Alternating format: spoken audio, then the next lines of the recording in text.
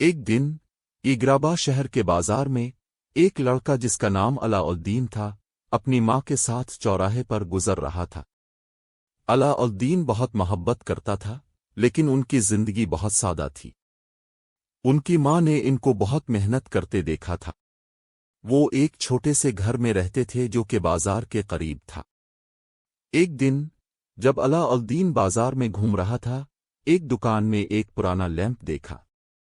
وہ لیمپ بہت مسخرا لگ رہا تھا، لیکن علاء الدین نے سوچا کہ شاید یہ کسی کام آ سکتا ہے۔ اس نے دکاندار سے کچھ پوچھا اور اسے کچھ رقم دی اور اس لیمپ کو خرید لیا۔ جب وہ لیمپ لے کر اپنے گھر پہنچا تو اس نے اسے صاف کیا اور اچھال کرتے ہوئے اسے رگڑا۔ اچانک ایک جادوئی دھواں نکلتا ہے اور ایک جنی سامنے آتا ہے۔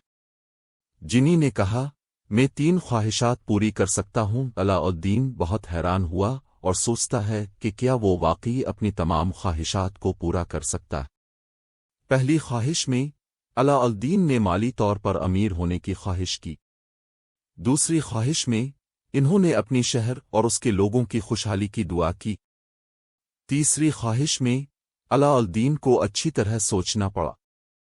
انہوں نے سوچا کہ جو بھی خواہش کی جائے اسے بہت اچھی طرح سوچنا چاہیے۔ انہوں نے فیصلہ کیا کہ وہ اپنی تیسری خواہش کو اپنے دوستوں کے لیے بھی استعمال کریں گے۔ اس طرح علاء الدین نے اپنی تیسری خواہش کی دعا کی کہ وہ اپنے دوستوں کو بھی خوشیاں دے۔ جنی نے علاء الدین کی بھلائی پر متاثر ہوتے ہوئے ان کی خواہش کو پورا کیا۔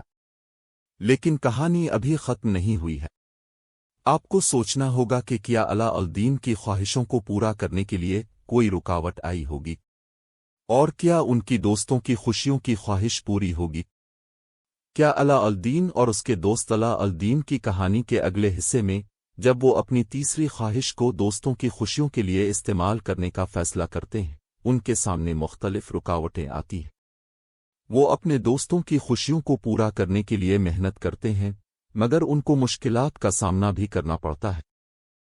پانچوتین ایک شیطانی جادوگر علاء الدین اور اس کے دوستوں کو رکاوٹیں ڈالتا ہے اور ان کے سامنے مختلف مشکلات پیدا کرتا ہے، لیکن علاء الدین اور اس کے دوست اپنی ہمت اور دوستی کی بدولت ان مشکلات کا مقابلہ کرتے ہیں۔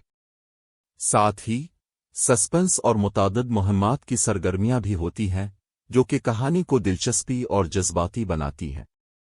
کہانی کا آخری حصہ میں علاء الدین اور اس کے دوستوں کو کیا نتیجہ ملتا ہے اور کیا وہ اپنی خواہشات کو پورا کر پاتے ہیں، یہ سب آپ کو کہانی کے آخری حصے میں پتہ چلے گا۔ مشکلات کو پچھاڑا سکیں گے؟ اس سارے رازوں کو جاننے کے لیے آپ کو کہانی کا اگلا حصہ پڑھنا ہوگا۔ علاء الدین اور اس کے دوستوں کی محنت اور ہمت کا پھل پانچوتین کے جادو کو شکست دینے میں نکلتا ہے۔ وہ اپنی دوستوں کی مدد اور ایک دوسرے کی ساتھیت کے ساتھ مشکلات کا مقابلہ کرتے ہیں۔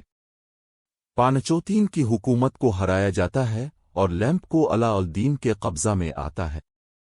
اس کے دوستوں کی خوشیوں کو پورا کرنے کے بعد علاء الدین اپنی آخری خواہش کو طلب کرتا ہے۔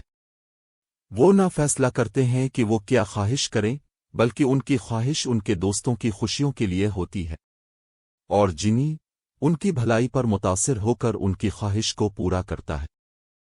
کہانی کا آخری حصہ میں علاء الدین اور اس کے دوستوں کی محنت، دوستی اور ہمت کا جلوہ دیتا ہے۔ وہ اپنی آخری خواہش کو پورا کرتے ہیں اور خوشی اور امن کے دور کا آغاز کرتے ہیں۔